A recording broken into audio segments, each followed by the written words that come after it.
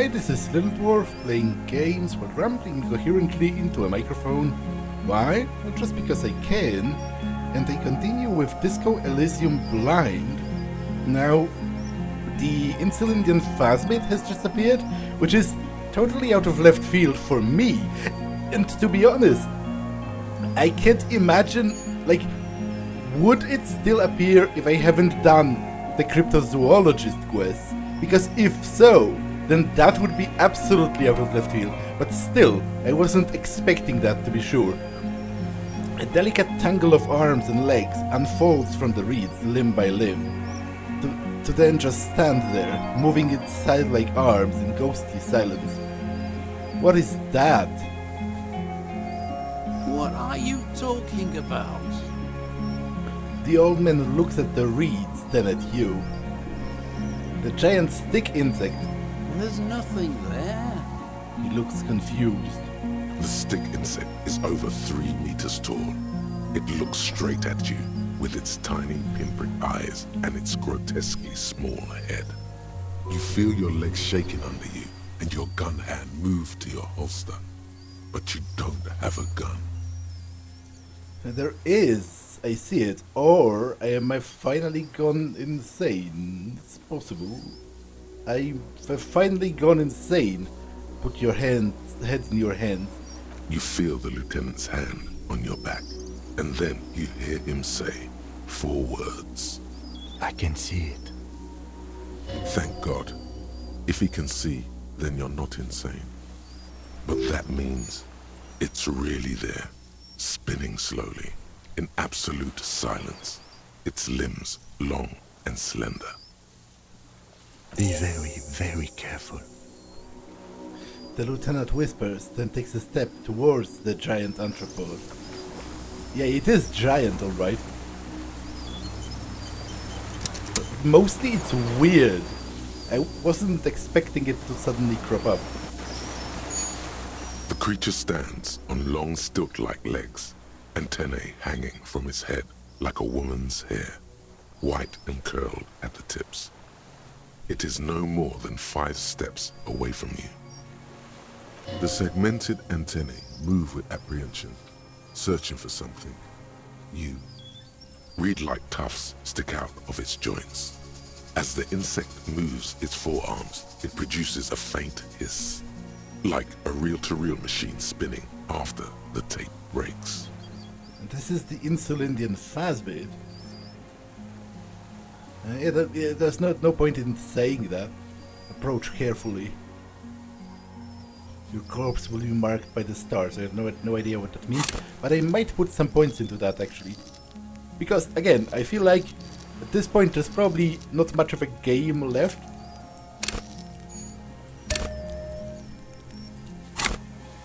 $92.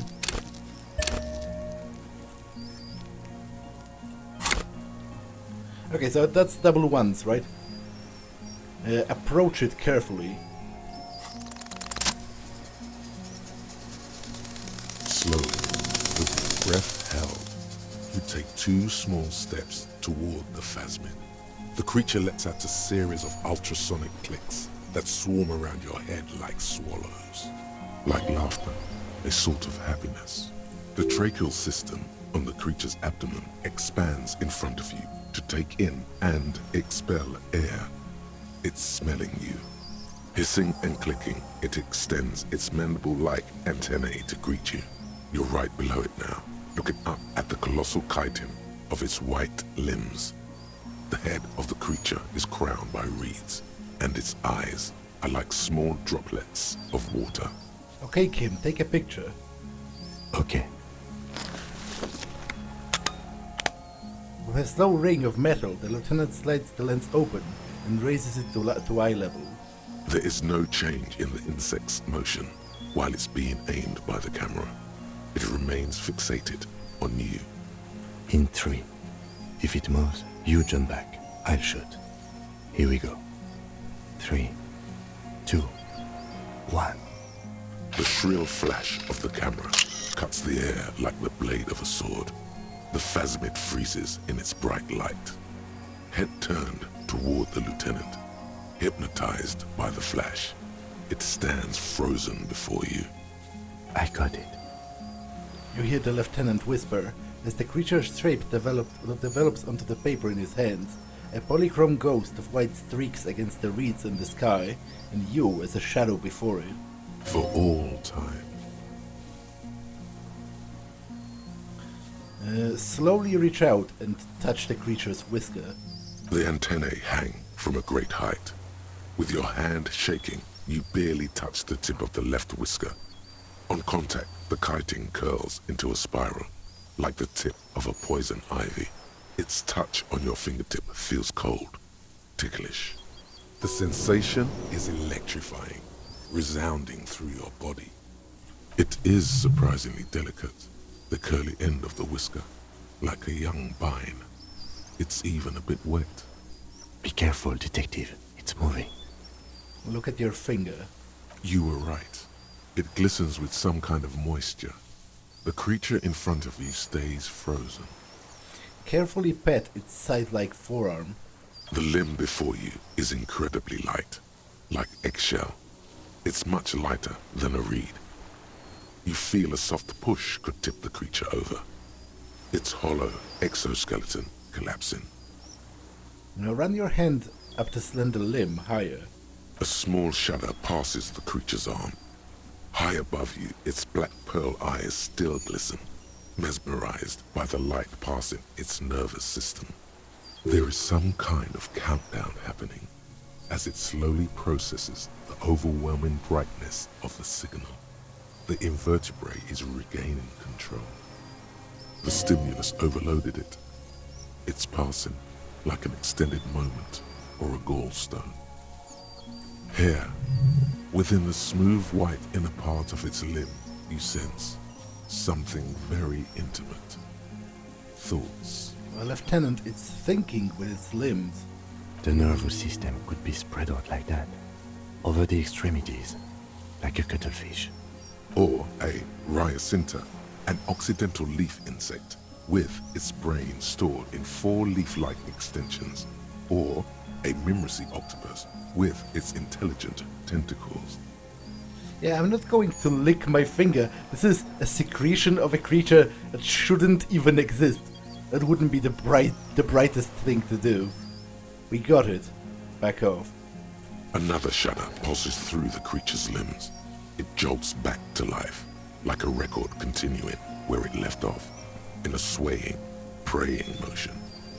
Even the small black pearls of its eyes do not stray from you. It's smelling me. Maybe it is real, the pheromone. The lieutenant's mouth is agape.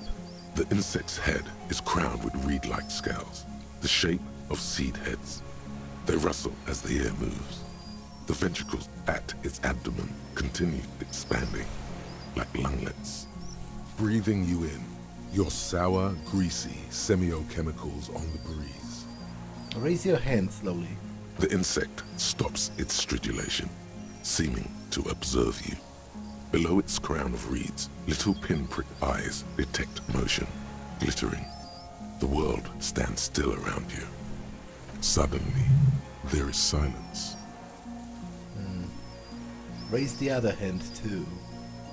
As you do, the invertebrate comes to life, its limbs moving independent of each other, as if each has a mind of its own. They are white, like stalks of porcelain, knitting above you, praying to you. Don't pray to me. I'm nothing.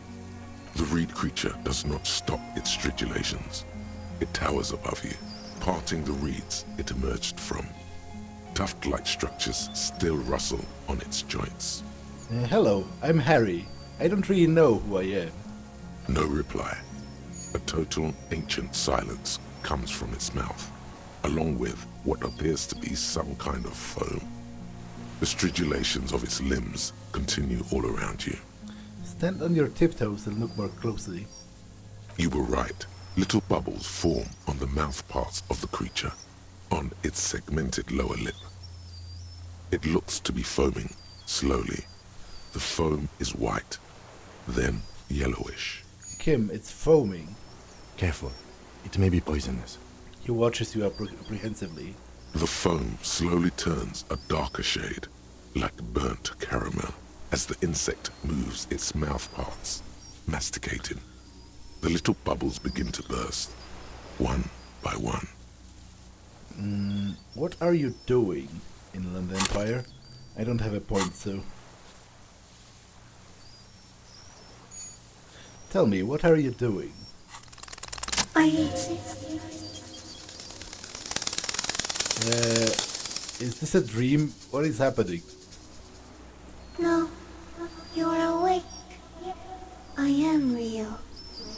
Light is forming me. This is real.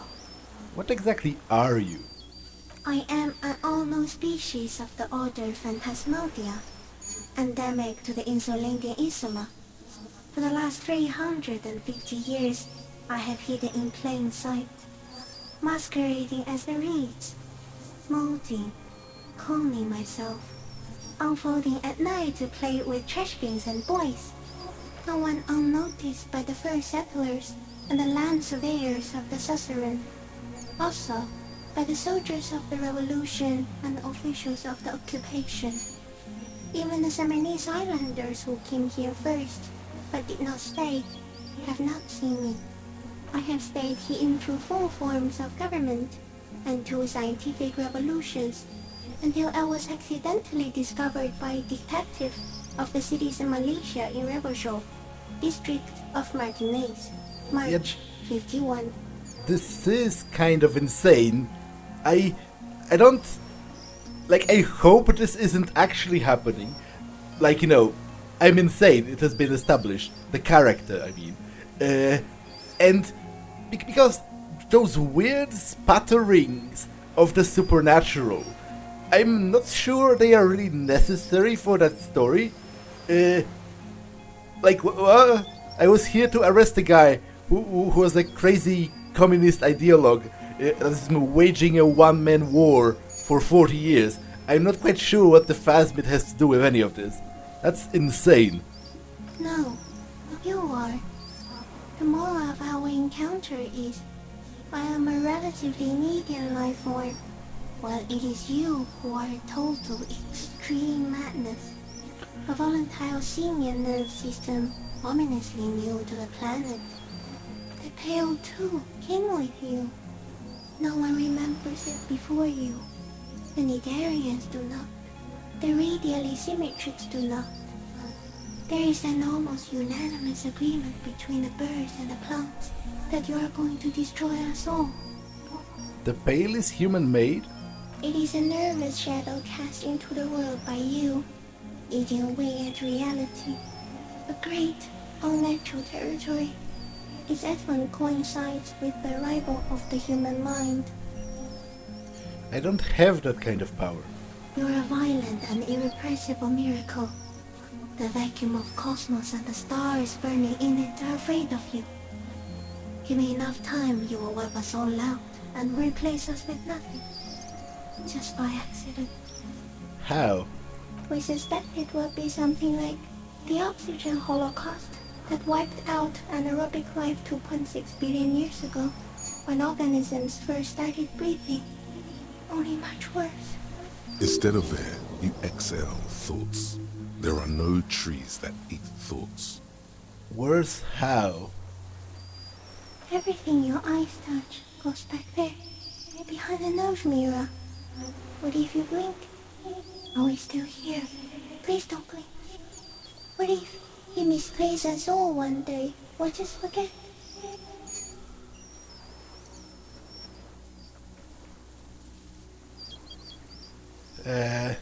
Have I always thought this way?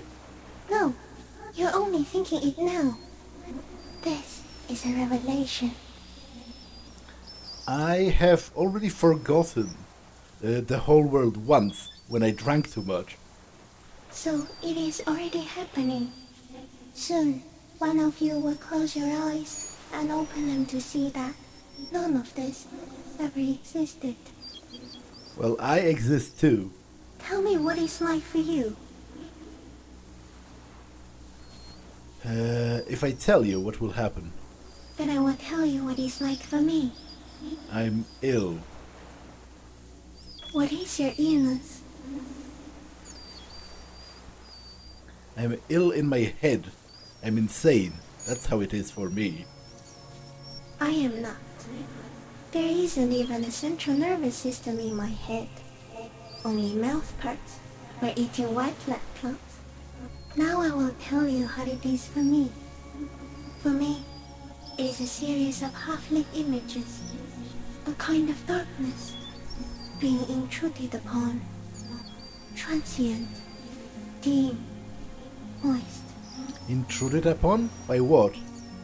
shades of plants and animals, and internal sensations, a swarm of sounds, tiny vibrations on the inside of my forearms, all speak of complexities totally beyond my understanding. I am at the end of a narrow funnel, weightless, so light, it only feels like something to be me.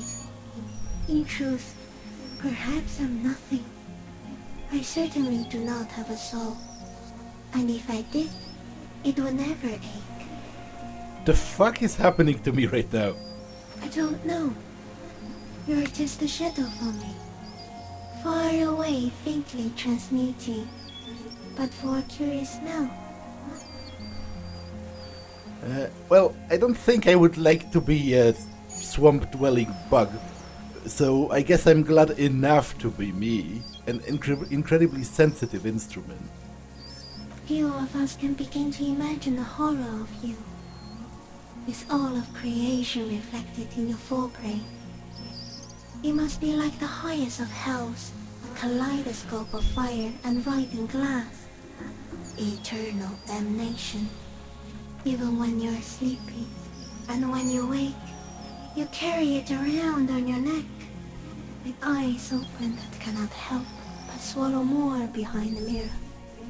I feel great, mute empathy for you. It was very disorienting at first, but I'm keeping my shit together. That must be incredibly hard. The Arthropods are in silent and meaningless awe of you. Know that we're watching. When you're tired, when the vision spins out of control, the insects will be looking on, rooting for you. Oh, thanks. And when you fall, we will come to raise you up. Bud from you, banner-like, blossom from you and carry you apart in a sky funeral, in honor of your passing. But not me, because I'm just a leaf eater. In honor of your will, Lieutenant Euphrator, that you kept from falling apart in the face of sheer terror, day after day, second by second. Detective, arriving. I'm a detective. So am I. I was born to detect sucrose rewards and semiochemicals. What were you born to detect? The killer. He's in a bad state, deteriorating fast now. He thinks I am beneficial to him, but I am not. I only quicken his deterioration. You're destroying him?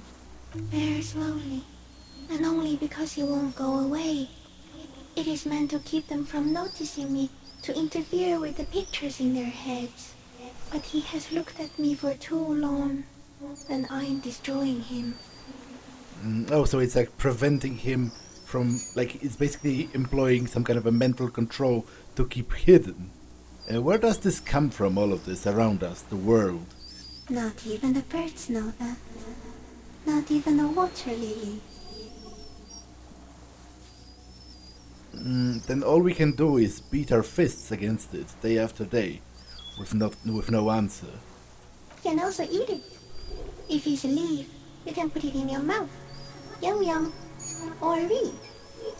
Kim, am I having a violent epileptic seizure? It doesn't look like that, no. What does it look like? You're just staring at it. I think I'm having a vision about the final fate of mankind. Okay. Is it somehow related to the case? Sort of. I think you should back away from the unstudied spaces now. Okay, I'm actually glad that he doesn't hear me talk to this creature, because it's possible to interpret this as, you know, I'm obviously insane. I might have made this all up somehow. Like, you know, the this creature influencing the guy might still be true, kind of, through some kind of a pheromone or whatever. But maybe I'm not actually talking to it. I have to say goodbye now. I have no more thoughts. That was all. No, there is one more.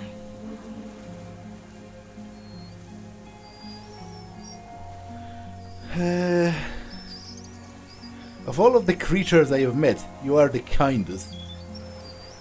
To be honest, am I really qualified to make that judgment? There are no more thoughts.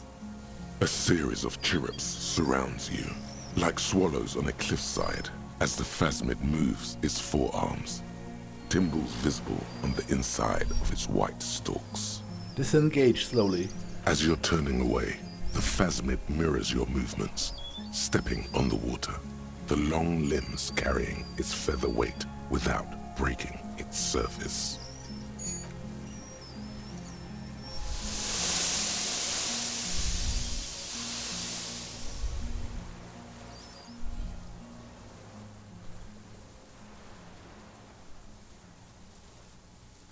And just like that, it's gone, skating away across the sea's calm mirror like a skipping stone, leaving nothing but circles on the water.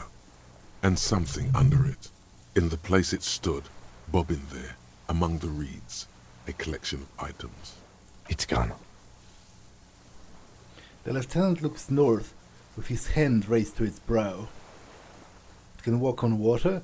Apparently, yes. Like a water strider.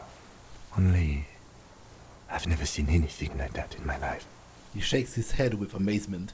What's that in the reeds? Looks like a nest of some sort. We should have a look. What now? What now? The old man repeats blindly after you. He put his hand into the ash. It's dirty and black. In some kind of strange, semi-catatonic state. Our suspect is not looking so good. We need to check on him.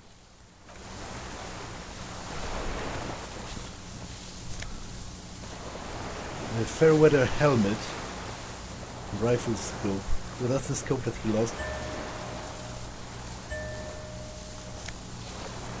Classiest passport. Evidence. Well, I should probably take care of him before I inspect this. What is it? What do you want from me? I can't go. The old man looks around, confused. Something is very wrong with him now. Sir, how could you not see the Phasmid? See? He stares at the reeds and falls silent. Mr. Doras? The man does not respond. He keeps staring, black eyes glazed over and bulging from their sockets, his gap-toothed mouth shaking with fear and longing, like an addict of some terrible substance. Touch his shoulder gently. The plastic cape feels coarse. A light shiver passes the man. Other than that, no reaction. He feels small and frail. He's going into some kind of psychomotor immobility. The good news is, this solves our transportation problem, doesn't it, Mr. Doras? The trembling mouth appears to sigh. Between this and the broken tire he's used for a boat, I think it's safe to leave him here, while we go and get help. It will need to be medical first, I'm afraid. We found some things in the Phasmid's nest. He stares into the reeds. Your words don't stir anything in him. Perhaps you should. Show him the ceramic helmet. Show him the Oranese passport. No reaction. His breathing is slow, and he appears very old all of a sudden. Around 80. This is an old man, at last. No longer a tin soldier, but the broken down remains of a man. Let's have a closer look at that after. I think I'll be more useful than him. Show him the detached scope.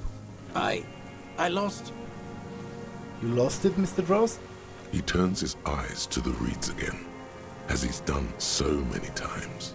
Beige and white stripes. He lost the scope. Then it somehow made its way over there.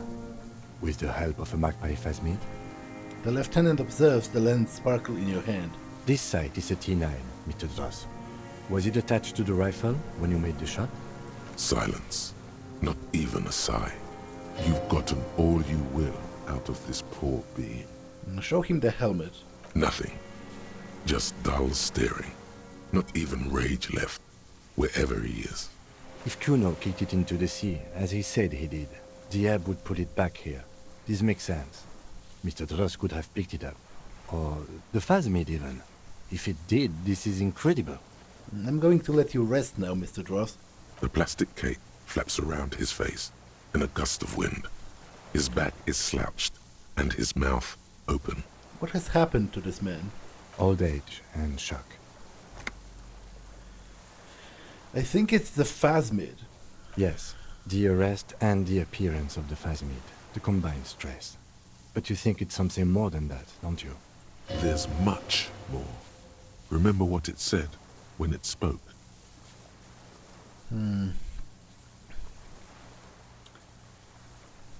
He couldn't see it, Kim. It's just reeds for him. That could be part of the shock. But you're right, something is off here. Mr. Dross. No response. Maybe this is how the Phasmid has stayed hidden all these years. Then how did we see it? Oh, you mean, whatever does this, does it over time? Teenagers, kids, drunks, sightings are brief, and hence not credible. But anyone who spends a long time with it. Yes, you forget it's there. Mr. Dross, have you ever seen a stick insect pretending to be the reeds? The doctors will have to look at this. I hope your station has better medical personnel than 57. This is a little advanced for a nurse. Could it be there's something hormonal in his relationship to the Phasmid? You mean pheromonal? He seemed a little off for a man his age. Randy. The scope, knowing of her bruises, his disposition toward Miss Orania. I see what you mean. He's been here for a long time. Who knows how much of it is in its company? He did seem distressed when it finally came to arresting him, like he didn't want to leave this place, and the insect maybe. I have absolutely forgotten to take notes. I hope I remember all of this. This will be one hell of a report. Thank God we have the photo. He shakes his head in disbelief.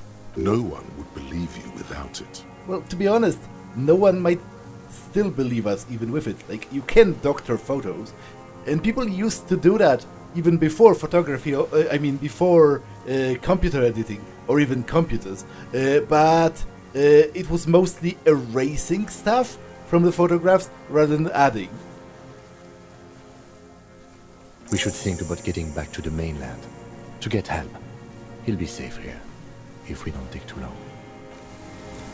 Okay, let's go, I guess.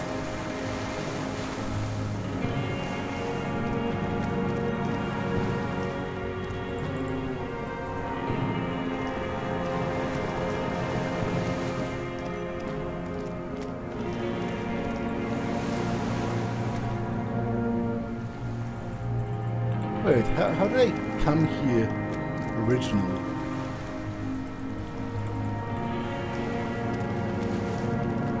Where's the blast door?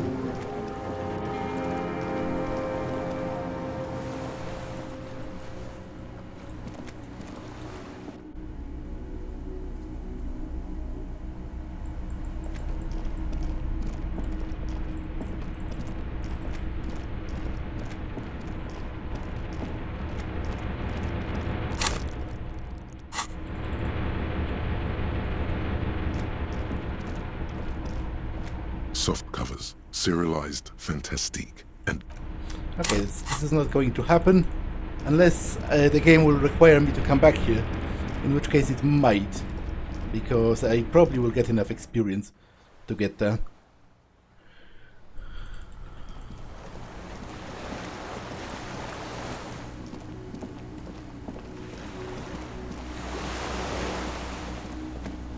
The skiff is swaying on the waves by the dock.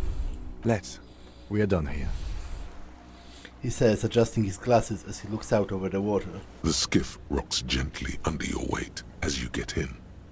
The ride back is uneventful and quiet, but for the sound of conversation on the water, there is someone inland waiting for you. 2 men and a woman stand on the concrete square of a nameless village, looking at a small yellow boat as it draws closer. The sea is calm. You reach the jetty and climb out of the skiff.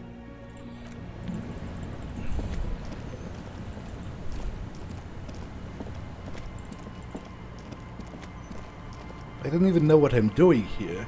Harry, we're here because we're worried, Look what the tide brought in. says the man without sunglasses. Suddenly his expression changes and he tilts his head. I want to call you a teapot, but I'm honestly kind of impressed. No idea where you got all that gear, but there's no doubt in my mind that some bad people are looking for it. Also, you look like a fucking idiot. Yeah, kinda. Whatever this is, it is completely unimportant compared to what you've just seen. This is the man with sunglasses from the Whirling in Rags. But where are his sunglasses? Wait, you're the man with sunglasses. That's a stupid thing to say. Who are you people? Hello, I'm Trent Heilerstein. I believe we've met on several occasions. I'm your goddamn partner, Jean-Vic Quemar, and this is your special task force. Or what's left of it. He says, gesturing towards his companions. Special Consultant Trent Heidelstam, Patrol Officer Judith Minot. Hi. We've come to scrape what's left of you off the pavement. Lieutenant Kim Kisuragi, Precinct 57. We've just come from the island, where our investigation led us. The scene is making even him feel as though he has to justify your actions. We might need your help with something later. He adds, suddenly regaining his confidence. As if he recalled that he's in fact a decorated police lieutenant and not a naughty boy. But this is clearly a departmental matter, so I'm going to leave you to discuss it among yourselves. Thank you, Lieutenant. It's good to meet you, Lieutenant Kitsuhagi. She says warmly, flashing the lieutenant the tiniest of smiles. Letting the lieutenant know he shouldn't feel embarrassed over the shitstorm that's about to befall you. The armor? No one else seems to be bothered by it. Oh, really? They don't seem bothered by it? That's because you're a cop in an exoskeleton. Yeah, I am a cop in a goddamn exoskeleton. Actually, are you? Are you still a cop? There's so much disco going on, it's hard to tell. Vic, calm down. You're the man with sunglasses. That's right. And you're some kind of murder machine. Forget about all that, there's a giant... We're not forgetting about anything. Look at you. He points at you with both hands. What is this about? Ari, we want to help you. Trent, I believe this is where you come in? This is the horse-faced woman. I don't know why you named her that, but it was beyond idiotic. You should never address her using those words again. I don't quite know what I'm doing here. I was asked to participate as an expert. I think I need to manage your expectations a little. I'm at best an enthusiast in cognitive science. My background is in something else entirely. I engage in neurology on a merely theoretical level. In fact, I should probably get going. No, Trent, it's too late. You're part of this shit now. What have you got to say for yourself, shit kid? Shit kid. What an interesting moniker.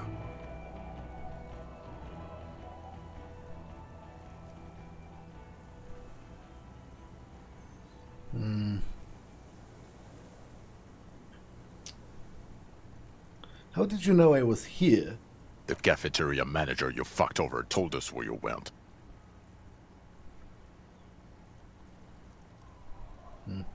I understand. Guard told you. And people on the street helped us too, with your whereabouts. You're a legend among the drunks, Harry. A legendary local drunk. So, Trent Hiddlestam turns out to be Special Consultant Trent Hiddlestam. Yes, I'm Trond Heilestam. I never said I wasn't Trond Heilestam. So what's up with the kid then? Mikael? Mikael's my son. So what's with all of the interesting history? Spying on me? No, I was just interested in the Feld building and the Martinez beachhead. And Mikael wanted to see Martinez. It was a coincidence. Him being there with his son, it was not a coincidence. It's difficult to see, but he was worried about you. And also interested in the Feld building. So what are you special consulting here? What indeed? I was asked to share my take on some of the more obscure theories developed in Königstein in the 30s, like partial psychotraumatic amnesia, group personality theory. He's here to see if you're insane. He's smart. Let's move on. Yes, I am definitely insane. You mentioned a task force. Yeah, Major Crimes Unit, under Lieutenant Dubois and Vicomar. Ring any bells? Refresh my memory, who else is in this? Refresh your memory? It's a goddamn Major Crimes Unit. There's you, me, Jude, Trond fucking Heidelstam, and Guillaume Baby. I'm technically just a civilian advisor. Oh, fuck you. You're part of this shit show. First, who's Guillaume Bevy? Oh, that's an interesting story, actually. Guillaume Bevy is a police reporter who joined our team. He was really good. Then he left because he lost faith in your ability to lead the unit. Other people have left too. Good, smart people. People we won't get back. Only me and this really patient patrol officer are still here. And Tron because I'm forcing him to stay. Is this Guillaume Bevy blonde and partial to sunglasses? Is this Guillaume Bevy blonde with sunglasses like you were? See? There. He's getting it. I was impersonating him. Look at me, I'm G. Bevy. It was going to be funny, but then you really did have brain damage. So not so much anymore. He sincerely thought it was going to be amusing. For both of you. So what does this unit do? Do? It's a major crimes unit. We clear the desk of cases so Precinct 41 doesn't look like the worst station in town. We are shit tier now, Harry. Because of you. They're your posse. Or what remains of it. Hand-picked. Hand-lost. The 41st isn't...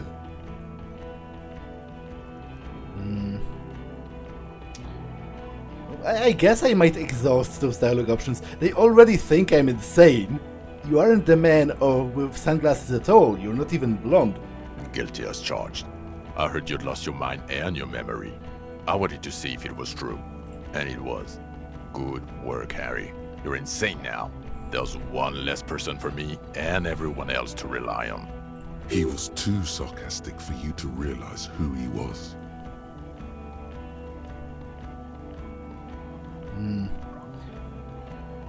Maybe if you hadn't been so sarcastic, I would have realized I knew you.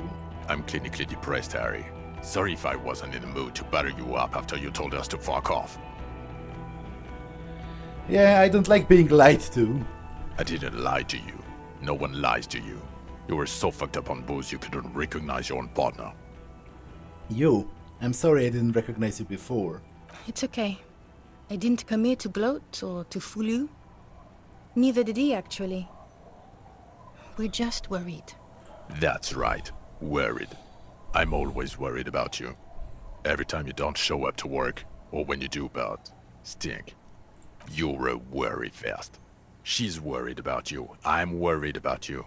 Even Special Consultant Backpedal is worried about you. Everyone worries, instead of working. He's got a very, very solid case there. Actually, I've been trying to find a good moment to tell you.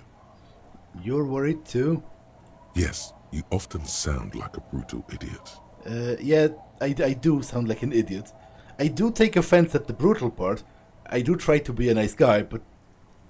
You know, I'm definitely insane. Duped again. No one says who they say they are. Duped? Hey, here's a brilliant idea.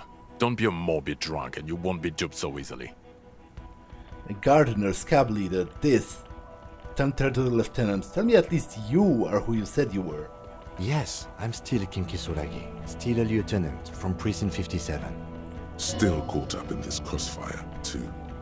Where have you been all this time? Where have we been? We've been fucking off as far as I remember. He crosses his arms. You told us to fuck off. You said we're cramping your style. Your detective god. Fuck everything. All will burn. Detect or die. I said all of those things? I'm not like that anymore. Yes, you're sorry. You're the sorriest cop who ever lived. Nothing has changed, Harry. I've heard this repentance shit 1,000,000 times over. To be honest, I am perplexed. How did it happen that I managed to hold on to my job for that long in the first place? Like, it's obvious I'm not only depressed, I am actually insane in the sense that most lay people think about when they hear the term insane. You know, I have voices in my head. I talk to inanimate objects. How come they haven't fired me like 1,000,000 years ago? None of this is ringing any bells. The bells aren't ringing because you have brain damage. Trant, this is where you come in. How bad is it? Well, he doesn't have visible tremors, he talks without slurring, he can drive a boat, he's standing, reasoning. All good signs, but complete retrograde amnesia, episodic and semantic. Meaning, you forgot both who you are and the definitions of money, Isola, pound, and so on. As displayed in a station call, our interactions with him, and I don't want to be a snitch, but also mine with him before when Harry did not seem to know who I was. It's all very interesting. Interesting? Yes, interesting. I have my theories, but I would like to hear Harry's thoughts first. Harry, what do you think happened to you? Neurologically, psychologically, and why not socioeconomically?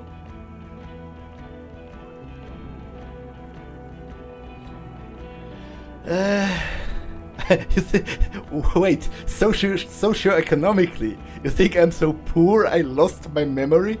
Not when you phrase it like that. But I don't think critical theory... I know everyone thinks this is far-fetched pink academia, but still, I don't think it should be off the table here. What? He lost his memory because of capitalism? No, not like that. I'm not talking Verhede for school here. But Harry, I asked you, what do you think happened? I think it's mostly a combination of drug abuse and an actual mental illness.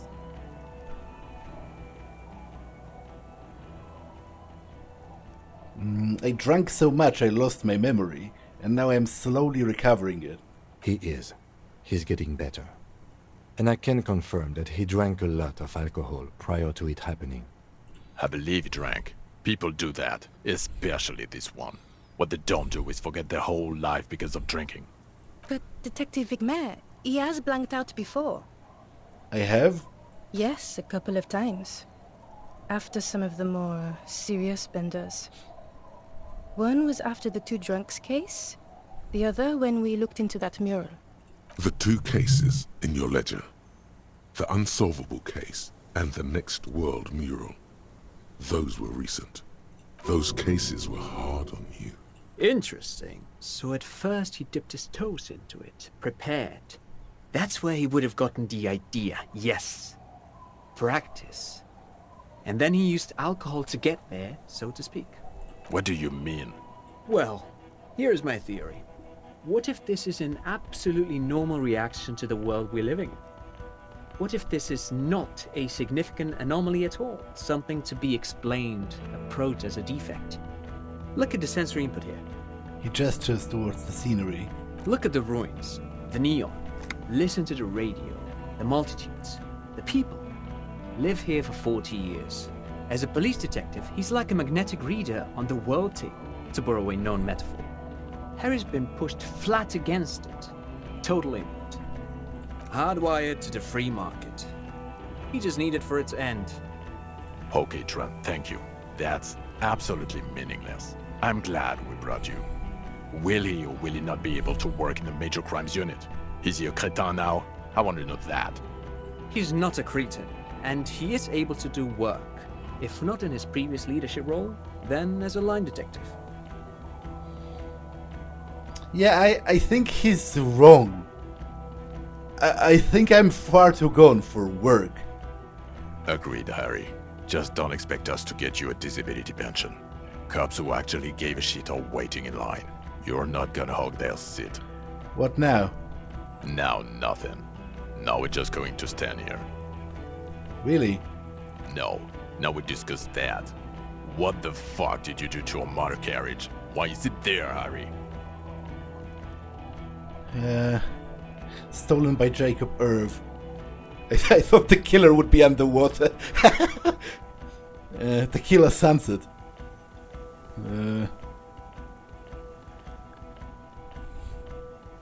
Yeah, I'm not going to be a smartass about it. I drove it into the ocean when I was drunk.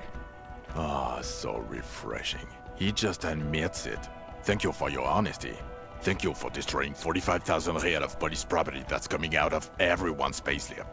It doesn't matter. Your badge, Harry. Show me your badge. I got my badge right here. In a rush to demonstrate your badge, your eager fingers can't sustain a grip on the smooth plastic, and the badge slips out of your hand. Okay. Try to catch it, although it's unlikely.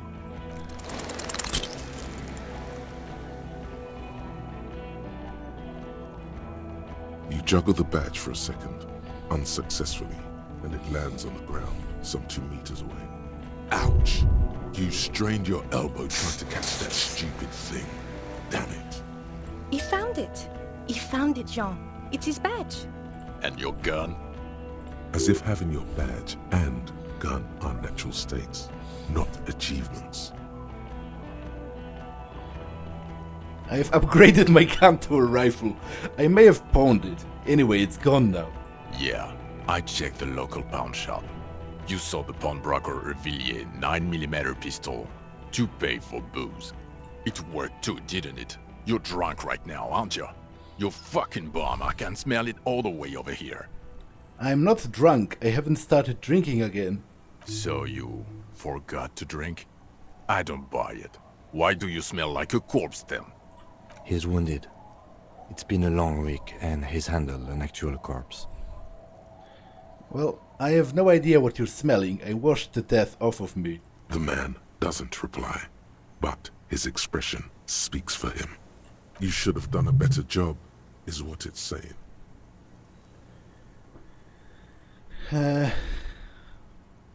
Well, it might be because of the pheromone.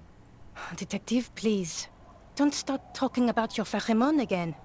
This is serious. If you don't... It's been a bit of a week. I'm sorry I smell bad. A bit of a week? You're drunk, and you let a suspect escape, a certain Clasier, because you were too drunk to assess a flight risk. We've read the report, Sari. Lieutenant Kitsuhagi's. We know.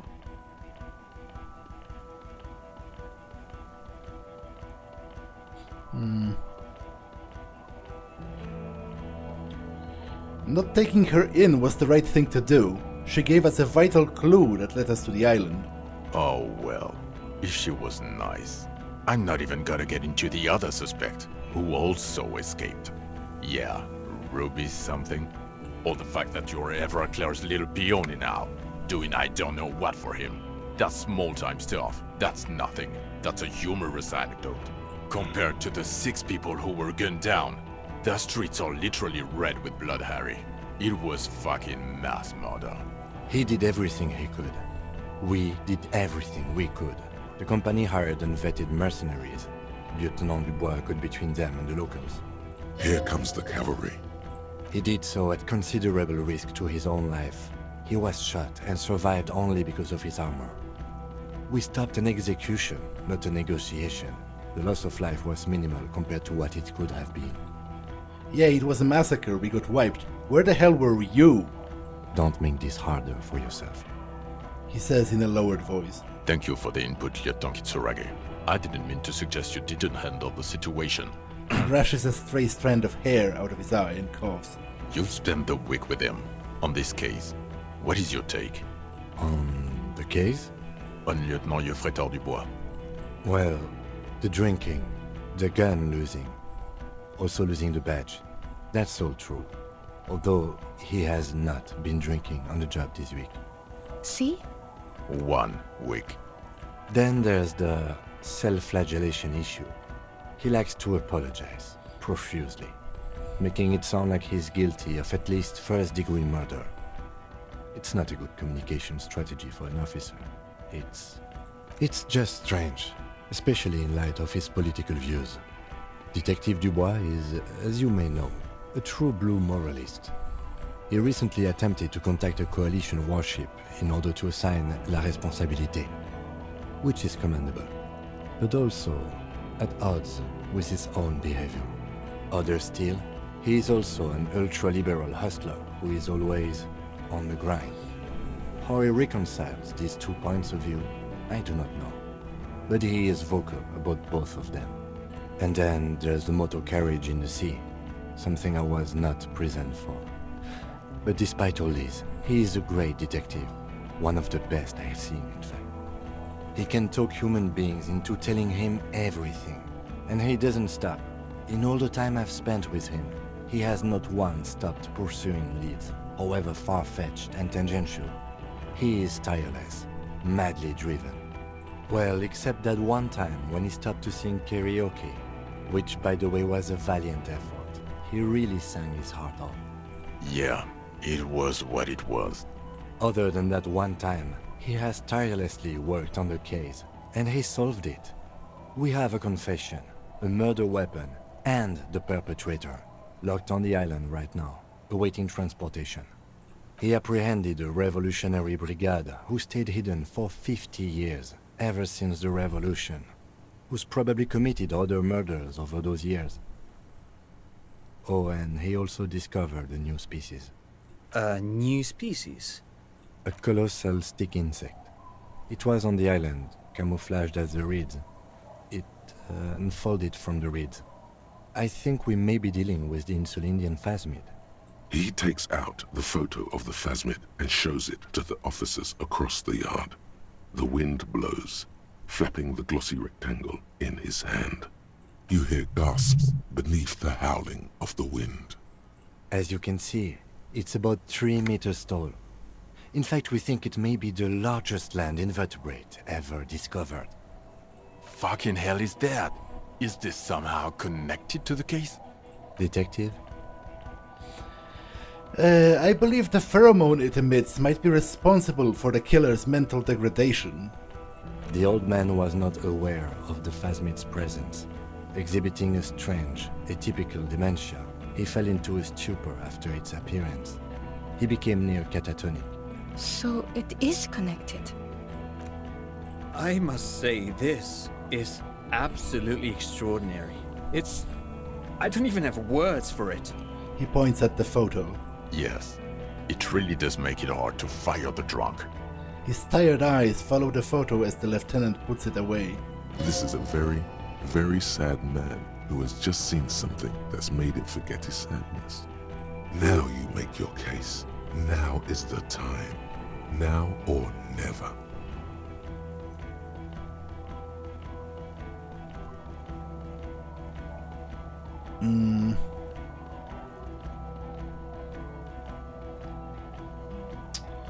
The previous head of the Debaters Union was assassinated by our killer.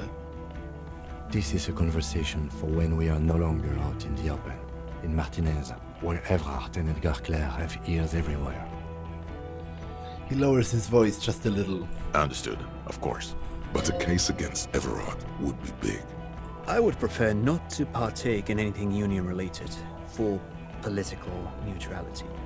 This has to be good stuff for him to backpedal out of it at first mention.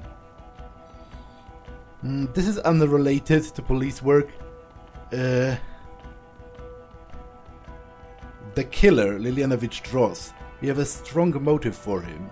Lilianovich. A revolutionary matronym. Matronym? The custom started in Grad, where they have patronyms. Krasovich, Lasovich, etc. The revolutionaries saw this as a chauvinist atavism, so they used matronyms, derived from the mother's name instead. This man's mother was Lilian, his Lilian's son, Lilianovich. The custom was overturned after the revolution failed, but not before it made it to Revachol. So, it is what a soldier of the ICM would be called. Thank you, Trant. Thank you for that piece of cultural theory. You said you have a motive? Of course, excuse me, I just thought it was noteworthy. He wasn't quite sure about the straggler before he heard this detail. It must have convinced him. He killed the mercenary in an act of jealousy. Jealousy? I thought this Lilianovich was an old man. To have been hiding for 50 years. Like 70-something? A strange psychosexual fixation, aggravated possibly by proximity to the Phasmid and its chemicals. He himself gave a political reason, said he had killed an enemy combatant. Also, we have ballistics from the gun, matching the bullet found in the dead mercenary's head, and 2 officers on the scene that Mr. Dross confessed to. It's a clean win. Oh, it's way more than that. Way more.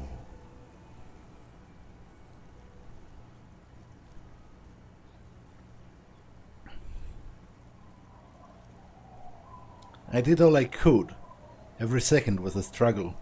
I've never doubted you can pull yourself together and work. In bouts. Bouts don't last. I can still smell the booze on the wind. He buttons his jacket. God damn it. Doesn't it ever leave? It is there. Like in your bones or something. It will pass. In time. There was a dead man on the Broadwalk. A missing person I found. Yes. Fallen through a gap in a boardwalk. Drunk.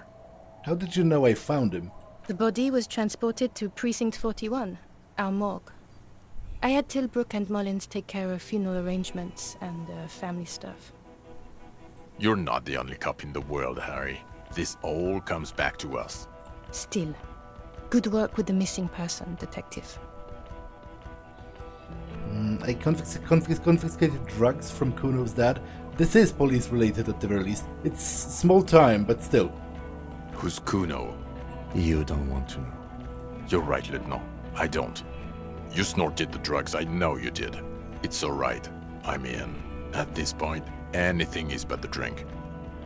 I literally didn't. I still have them in my inventory. Well, what do you say?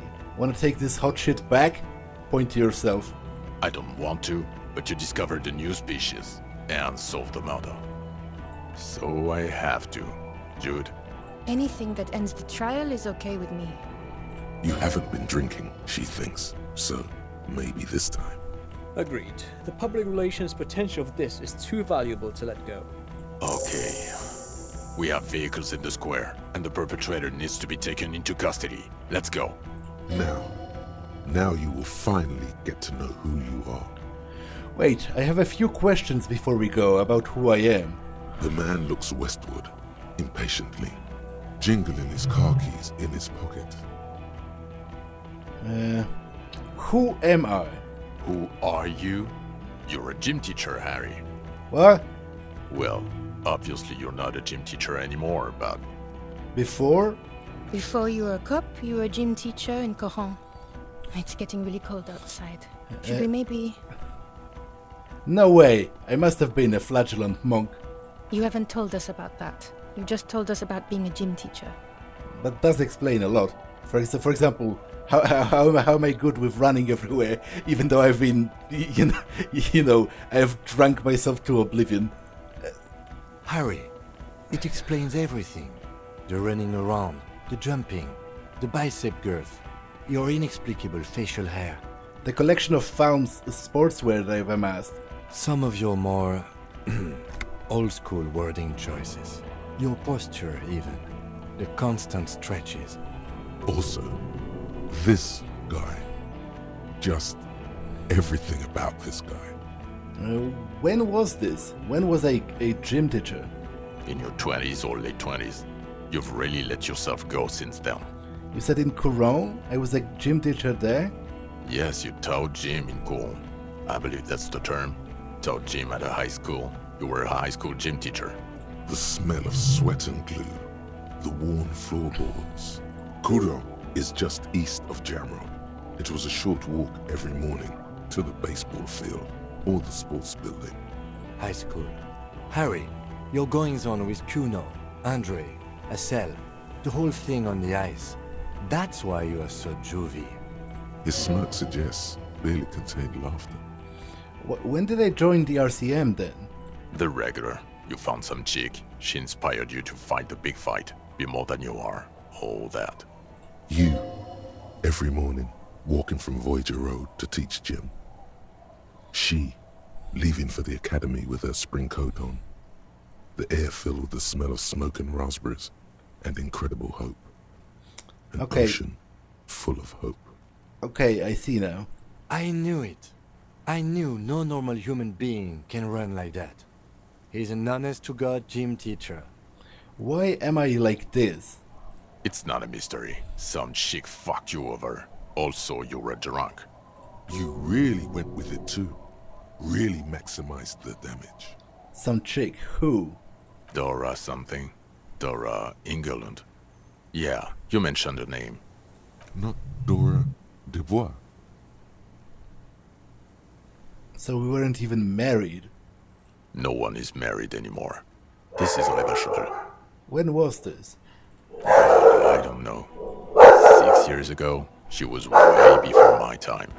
6 years and you haven't gotten over it. What the hell is wrong with you? Again, I feel personally called out. Because it's close. It's actually closer to 7 years at this point. And there are certain things in my life that I still haven't gotten, like, totally over.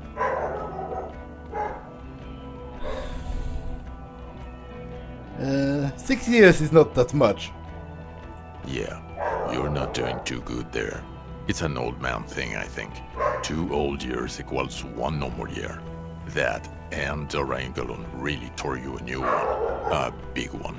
Who was she? Incredibly bangable. No, I meant what did she do? She was incredibly fuckable. A beautiful bourgeois woman. Wayfish.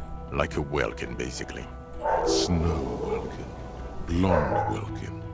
Heartbreak Welkin. Pain Welkin. I've only seen a picture, but it's obvious you formed a real spiritual connection with how pretty she was. One you never recuperated from. Look, the sun is about to go down. It's time to go. I think she taught in the Académie des Arts, east of the river. Way east. Hard to say which came first, the middle-class chick or the drink. Egg and the chicken kind of thing. My point is, you need to see a psychiatrist about this shit. Not a psychologist. Several degrees harder. Is there something harder than a psychiatrist? A forensic psychiatrist? Go talk to that. In other words, he's heard enough about this. Am I a dirty cop working for La Puta Madre? No. No, because the suspects seem to think... You're too unstable to work for a mob boss. You're suicidal, Harry. No mob boss would take you. I assure you, I wouldn't consult for a corrupt unit. He would immediately backpedal out of it. I told you it's not that bad. Precinct 41. What kind of station is it? Us? We're the bloody murder station, haven't you heard? With the bad guys. No one likes us. That's not true. Jamrock is too big for one precinct. You're just understaffed, and everyone respects the 41st. You have Captain Price. Thank you, Lieutenant. You're being kind. It is an understaffed station and the district is too big, which is why we need to... Get back to it. We left Torson and McLean to run the Sea Wing. It's not good. And the Sea Wing is? God. There are 4 wings, Harry. A, B, C, and D. We're in C. It's made of losers and clock punchers. You and I reconceptualized it as a task force. It was a mistake. There's also a lot of outside help involved, not only me. Other losers too. He's anything but a loser, although he would like to be seen as one. It's cooler that way. And Price is? Ptolemy Price? He's the son of the old Price, one of the founders of the RCM. He's one of the most highly regarded men in the force. You're lucky.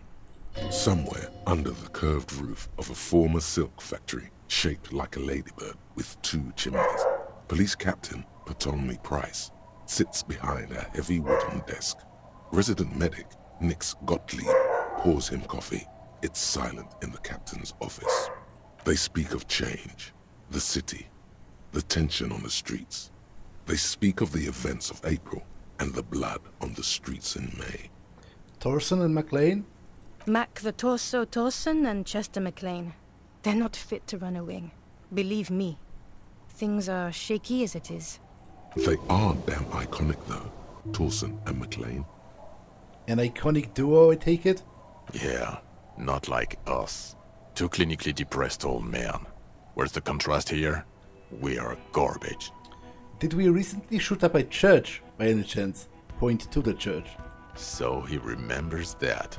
Yes, there may have been a raid on some churches. It wasn't good press. Shooting up churches never is. I was out of town, to be clear. What happened? Why did we need to go there? Our enemies were hiding in a church, to the best of our information. That's it. I'm not talking about this anymore. Your security clearance is shit tier right now. You have to wait for it to go up. So I work in the bloody murder station. Okay, it's not the bloody murder station. It's an old converted silk mill with green desk lamps and a coffee corner. A lot of good people work there, hard, every day. Jamrock is the largest ghetto in Rivashol. Faubourg, technically, but it's divided into 11 districts. Jamrock only has us. The press will blow over. Jamrock is lucky to have you, and it's often considered to be the greatest of the districts. You're lucky to have it. Thank you again, Lieutenant. Lieutenant gets... the Phasmid. I need to tell Lena about it ASAP. Who is Lena? She lives at 1113 Tabernacle Road in Jamrock. Remember? A cryptozoologist. She lives in Jamrock on the Tabernacle Road. She told me about the Phasmid. Tabernacle? It's on the way over. Near where you live on Perdition. Fine, if we're gonna drop you off anyway. She and her husband were conducting the search for the Phasmid. It's their discovery, in part. They should know as soon as possible. It would do you good to deliver some positive news for a change. She is going to be over the moon. Lieutenant Kitsuragi, what will you do now? Well, first I will go back to my station and write the most detailed report anyone has ever seen. It will have to be good to cover all these. Then I will have a serious talk with my captain. About what? Detective, we just stopped a small-scale war. Something is happening to Revachol. He pulls up his collar and looks around, the cold spring light reflected in the lenses of his glasses. I don't know what yet, but it's going to be a hard spring for the RCM. We need to get ready, infiltrate, investigate. Want to do it at Station 41? Talk to Captain Price? I'd rather not ruffle the feathers of 2 captains with my doom-mongering. No, I meant investigate. Come work in Precinct 41. Work with Price? I'm flattered, but I don't know if I... Would fit in. And crazy enough. Can take the stress. He doesn't know how to finish the sentence.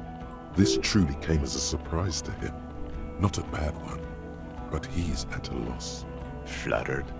You're Lieutenant Kitsuragi. We would be flattered if you even considered. I would have to tie things up in GRIH first.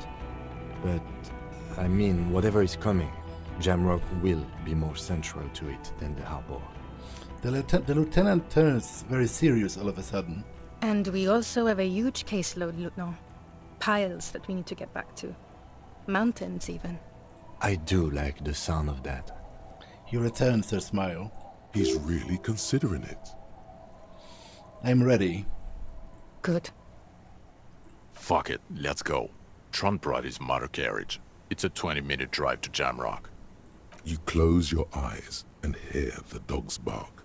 A lone woman sits by a factory window, dreaming of meteorite strikes.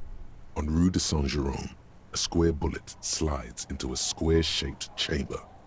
In Old South, a man without eyelids smiles. Spring has come. It's time. Dawson? Yes. McLean? Yes. Hiddleston? No. Vicmere? Yes. Dubois? Of course. Really? Nix Gottlieb looks up from the list. I hear he's unstable. You say that like it's a bad thing. Captain Potomac Price gestures with a ballpoint pen. It's dim in the office, and the curtains are drawn.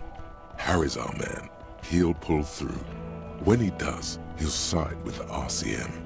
Understood. Gottlieb returns to the list. Minnow? Of course. Wonderful. Then can we please just go back to Jamrock now?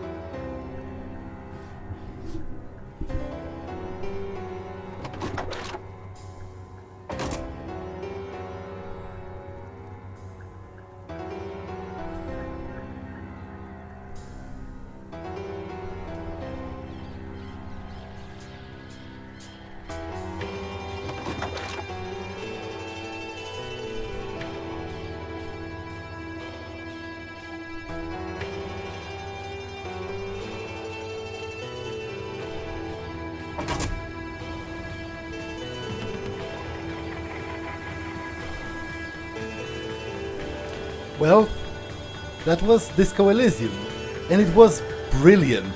This was one of the best games I have played in a really long time.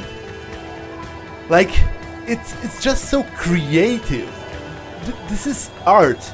Like, whenever someone says, video games are stupid, or they are simple, they do not require forethought, there's nothing interesting in them, they do not bring up interesting ideas, they are not art, I would point them to this. This is art. This is, as I said, great. I loved this game. I had a lot of fun. Because it's just so... I think that's such a cool idea, to have this game where, I'm pretty sure maybe even as much as half of it took part in my head, which is both hilarious and a little, it hits a little close to home for me specifically, because I relentlessly overthink everything. I have never been diagnosed with OCD, but my mode of thinking is pretty obsessive. I have those relentless sort of thoughts that just rummage in my head, sort of on repeat. And I do, literally. I am not psychotic, I do not have hallucinations, and I do not talk with my tongue, but I do identify with the protagonist of this game, in the sense that, percentage-wise, I spend a frightening and embarrassing amount of time inside of my own head, just talking to myself, considering scenarios, running things in my head, or, fighting a battle against certain parts of myself. In that way, it also hit pretty close to home, because again, while I do not, I wouldn't call myself insane. I don't present as an insane person, and I don't have psychotic symptoms, but I have been called, among other things, autistic as fuck, and just generally weird. people have trouble understanding me, and I have trouble understanding people, and I don't know. There was a lot about the way Harry thought that resonated with me on like a personal level. But it also makes me very, very glad that I took high mental attributes, because it seems to me the game would have been borderline a little gutted if I didn't have those. Like, there was a lot, like tons of dialogue with just your head. And it was great. The story of this game was alright. I didn't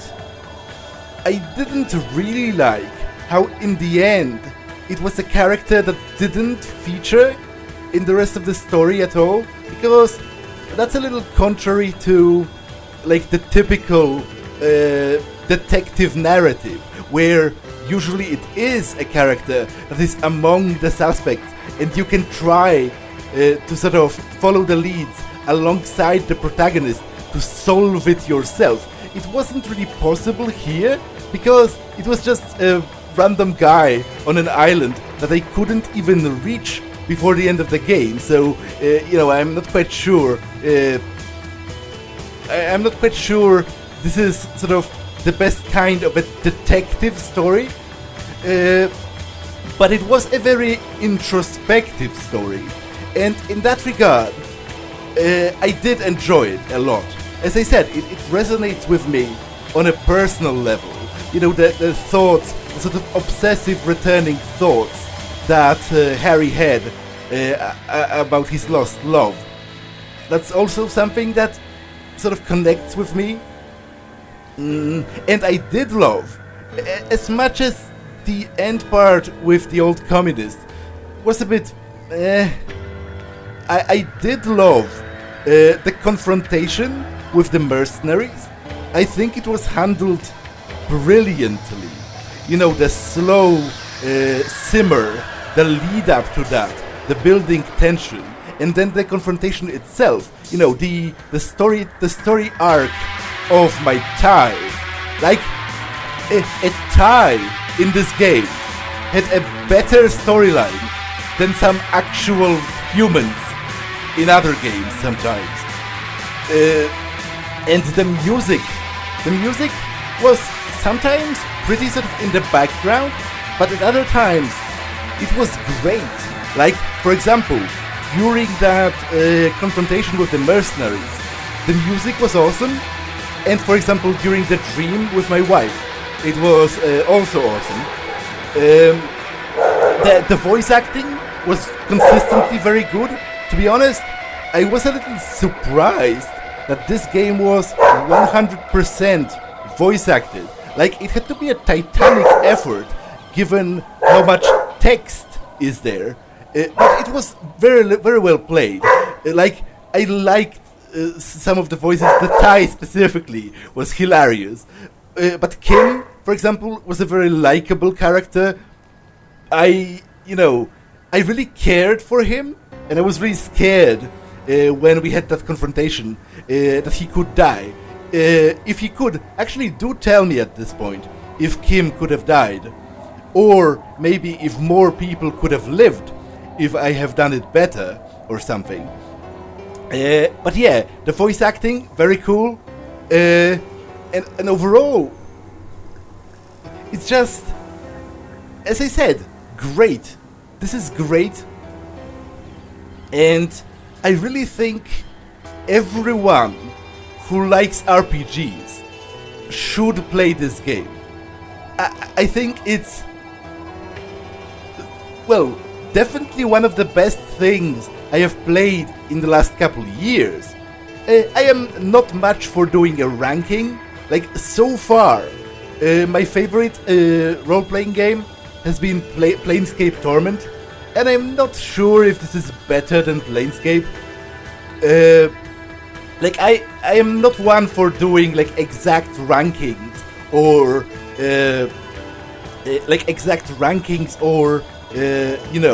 a numbered scale. I mostly, for me, experiencing art is an emotional thing and an intellectual thing. It's an experience. So it's difficult for me to like rank it, because basically when push comes to shove, it comes down to either it connected with me or it didn't. Either it, was fun or interesting to experience, or it wasn't. And this did connect with me. It was very fun to experience, and I think it was genuinely creative. I think there's genuine talent and wit behind this game, because it was also pretty funny. Like, I am not known for my well-developed sense of humor. In fact, some would say that I am not all that humorous of a person overall. In my friend, among some of my friends, I am known as the chairman of the Society of Sad Clowns, and I bear that name with pride. But this game was funny. There was a lot of funny stuff in it, and like it was just consistently enjoyable, consistently interesting, consistently fun to experience, and very well made. So yeah, this was Disco Elysium. I had a great time, and that's all for this one. I will see you in the next one. Bye.